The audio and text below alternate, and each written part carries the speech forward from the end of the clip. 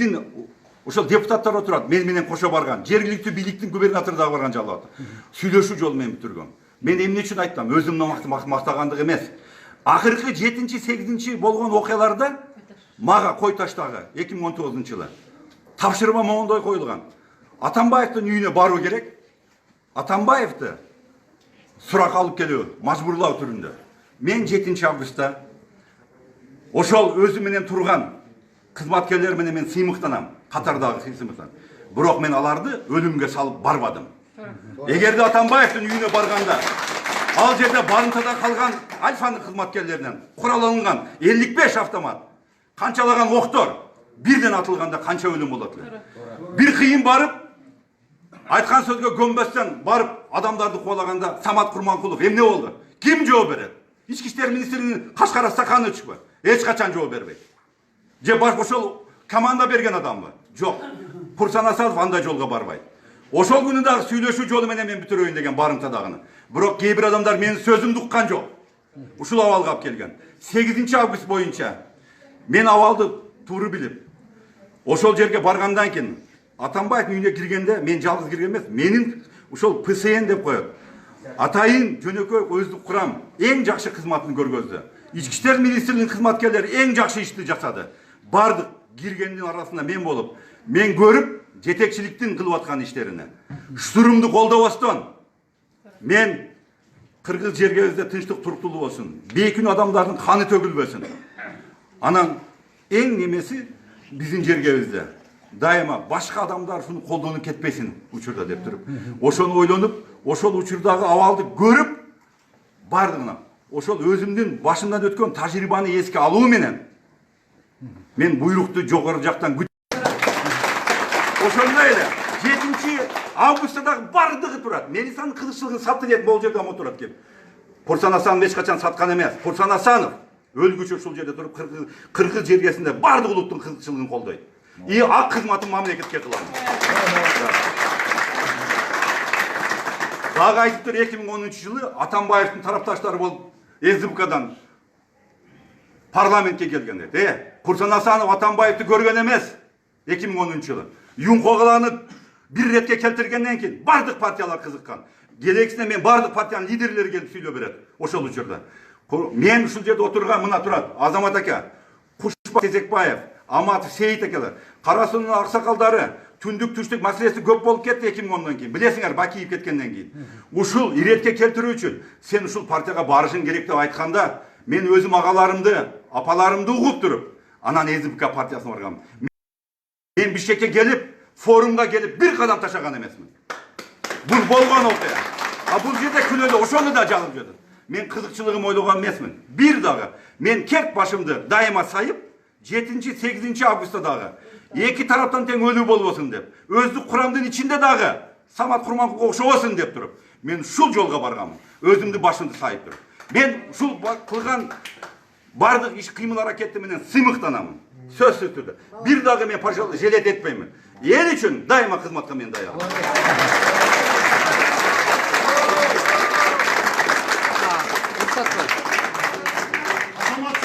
Анан берки эки факты боюнча бардыгы жомок, алар өздөрү билет. Эки кызматкер боюнча дагы башка боюнча мен айта турган сөзүм жок. Сот неместе көргөзөт, бардыгы менде тиешелүү бар. Акыркы чындык чыга турган менде дагы бар. Мен жөн эле жүргөн эмесмин. Келет, адамдар өзү көргөзмө берет деген ойдомун. Рахмат.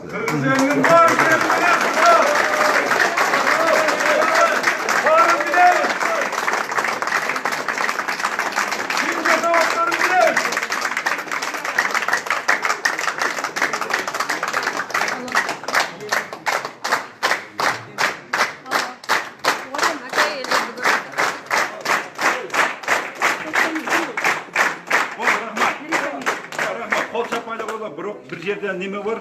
Мындай эле, бул жерде сот болуп атат. Биз мыйзамга баш ийебиз. Мыйзам негизинде бардык бизде мен суранып кетем, өзүмдө адвокаттан сурап. Көптөгөн суралбаган адамдар бар.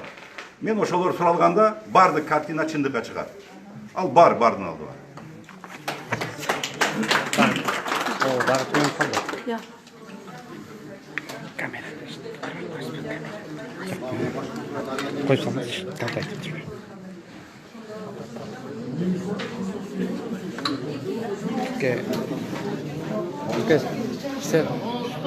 Sen айтып қойсаң, senin işin қандай болып жатыр?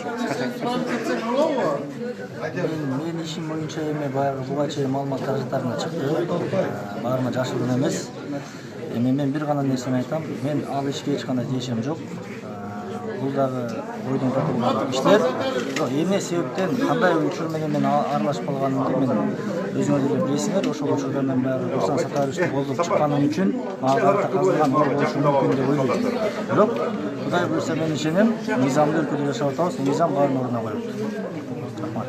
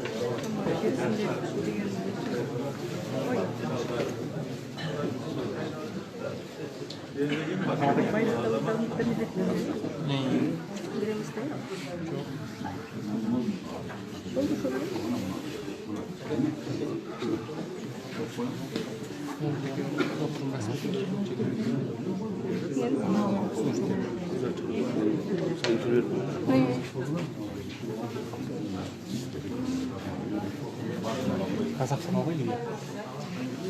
Hazır mı? Hazır olmalı. Өтірсін прямой. Şu top Неге? Телефон албай кедім. Тек мыйдын айтырыз. Үшеден айтырыз. Айтырыз, эме боюнча. Mına biz men atım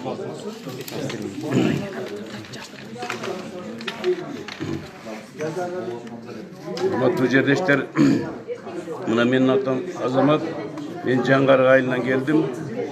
Biz mına Kursan Asant'ı türülgünden beri bilemiz. Kanday çoğuygun, kanday semiyede çoğuygun, kanday terbiye algan. Biz onun için mına bugün Düşül Sot'a gelip biz tarap durabız. Bizden negizgi ayta turgan jeri mına uşul sot hakikat ötse, çim bolsa. Birinciden, ikinciden men bir ele uşul sözde aytpastan biz Cangarı ayının 90'ga çıkan, 100'ge çıkan degen çalık kemperlerin atından geldik. Oşolor bizge aytты. Uşul bugün Kursan Sataev'in sotu ola degen. Biz uşul aksakaldar, ayılın aksakaldары uşul aytıp barıp turup uşul suranıp koygula. Bizdin hakikatlıkты, çındıkты çıkarıp uşul bizdin Kursan Asant'ın sotunda bir жақшылык bir niyet kılıp aytıp jiberdi. Ben uşul жақшылык niyetli de aytım gele. Biz hem negizden aytkanda bul bugünkü sottun bardığımızı da tilep atalım şu жақшылыk bolsun dep. Negizgisi bul Kursan Asant'ın yerdigin. Kursan Asant'ın ötken jolдорун бүгүнгүнгө чейинки bunun baskan jolдорун bardığımız biz bileriz. Bular da hem özünün çındığın, özünün erjüröktüğün, özünün hakikatlığın, özünün çınığı Kırgız elinin jaran ekendigin көрсөтүп келген. Ошон үчүн биз айтып hakikatlары ушу биздин аксакалдардын дагы bir сураман Жакпы толор. Ошо аз. Benim meselem boyunca. Sizin meseleniz boyunca ошо. Benim meselem boyunca elek gelgen ben. Негизи менин маселем. Туурабы эже акын. Негизи ушу Асанов боюнчачы өткөн. Эми ошол тергөө мезгилинде Асановдон жана ошонун адамдары болуп чыктыр. Эми ошол сот мезгилинде бүт такталып аныкка чыгат да ошол. Siz arız жазгансызбы беки ошондо арыз жазуучусузбу бияка? Катар Сиздер берип коюңуздар боюнча.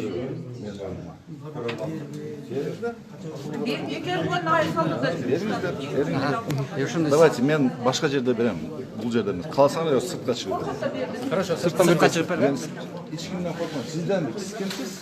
Sizin medyanın gibi bir oturalım, benim barınayım olanlar. Ne kılıyorum? Emniyeni 10 жыл мұрын эмне азыр эстедиңизби? Келишимизде чыгып кетип коесузбу да? Кыскача сүйлөп Ben çakırgan için karşı oturan. Olursa gerek yok mu? Mıydan болады, бар мыйдан негізінде. Мыйзам Ben Bir kommentar azı bitsin ha çıkıp çıkandan keyin. азыр сот келгиче жетти, убакыт бар да. Yok. Sotqa katışaylık, толығымен көрөйлік. Жок, сиздин деме арыз жазганыңыз боюнча, кайрылганыңыз боюнча эметпейли, айтып койбойсузбу кишине кыскача коюп. Мен соттан кейін беремін. Арыз жазған барыңар білесіңер да. Барыңар білесіңер да. Оны не комментарий не қыласыңар? Комментарий керек да. Жоқ. Комментарий да азманда, урматтуу катышуулар. Тынч отуруп берипсиз. Мындайда биз Кошана көздүн эч кандай тирешибиз жок. Мен аласа белесем жок. Бул киши менен мындай турмушумда мындай неме болгон жок. Бирок тилекке каршы мындай мага каршы какой-то бир мындай тымыздын иштери аябай көп болуп тур да. Мен ошол арыз жазып атканда бул Курсан Саттаровдун тиешеси бар экенин билген жокмун. Силер үчүн маалымат болсун. Arızı hayır alsanız var o Жоқ, мындай да. Эми мени укула. Бул жерде арыз мен неме Кадырбакыма шек келтирген. Мени аябай оор кылмышта күнөөлөгөн. Тажикстан мындай да эже. Аны жаңырда илгери жазганда. Сонга чейин эле жаңырда жазып чыкпады илгери. Эми мындай да. Ар бир нерсе кылмыш такталып, сотто далилдениш керек да. Турабы? Му кайсы элди айтып атасыз? Facebook, интернет, бул бардыгы мындай ушак гана. Сиздер ушак айтпайсыз, элдин баары ушак айтат. Эже отпусун. Ну, эгер мындай да, эгер ушул нерсе тастыкталса, бул мурда эле тастыкталат Эмнеге эле. сиз жумуштан алып койду анда, эгер баары ушак болсо? Мен арыз жазып чыктым. Бекерден жазган жоксуз. Onu endi siz bilmeysiz. Men özüm üçün bilem. Kılmış bolsa sotto sot talasında çeşiş керек. Kılmış bolsa. Kılmış yok, uşak boyunca ele kala beresiz.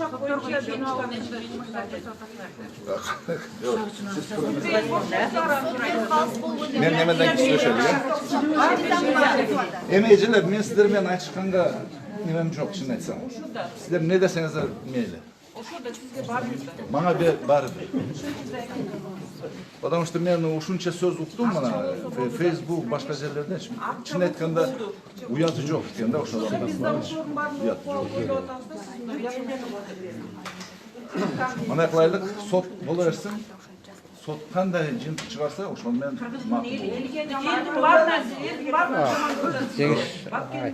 Айтсаңыз, Тажикстанда жетекчиликке айтпай, Тажикстанда болгон деген бир маалыматтар кандай? ал Түшүнүк катыңызда жазган боюнча. бардыгы мына түшүнүк катына массалык маалымат каражаттарына чыккан, массалык маалымат каражаттан чыккан, анын баарыңар окуп чыктыңар, ал боюнча кызматтуу иликтөө жүргөн.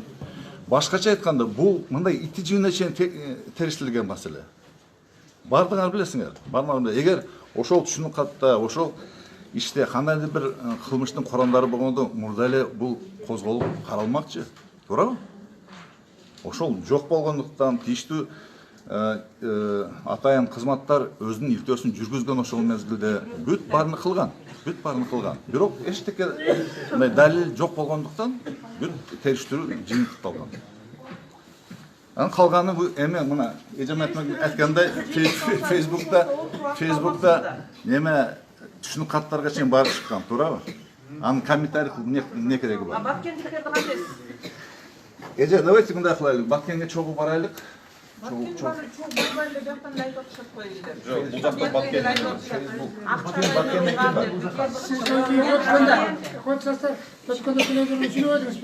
Баткенели акчага жалданып пикетке чыкты деп. Баткенели деген жери жок.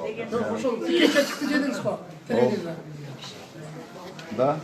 Ошол тууралуу Эми мана сиз айткандай, сиз айтып атпайсызбы? элдин баары үчүн күйүп атыр да. Турсаңар мен жооп берейин. Сиз айтыпсыз, эл айтып атат. Ол жерде де ел айтып атат, акчага чыккан деп.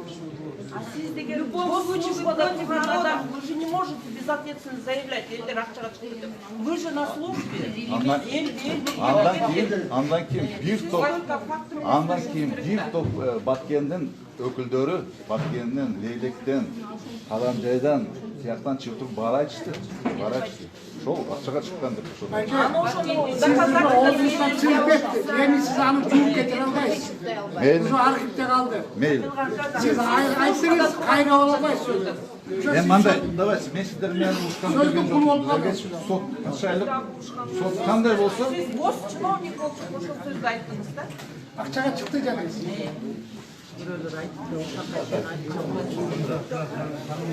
мен сиздер менен урушканга келген жокмун. Сиздер соттугуңуздар, всё, болду. Калган маселе. Чыккандан кийин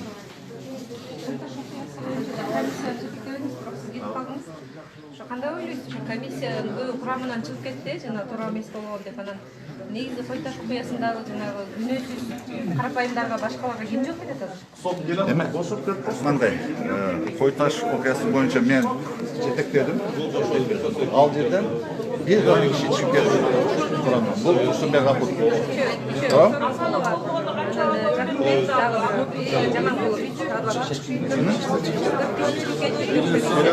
Совещательныйдан. Суд билетар. Кылдайбыз кетели да. Прошу удалиться, пожалуйста. Чья камера?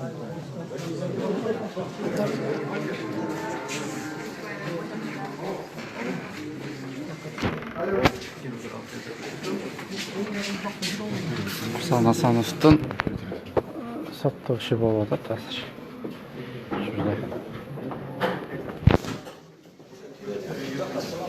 Сот жабык болгондуктан видео съемкага уруксат бербейт. Бираздан соң кайра байланышка чыгабыз.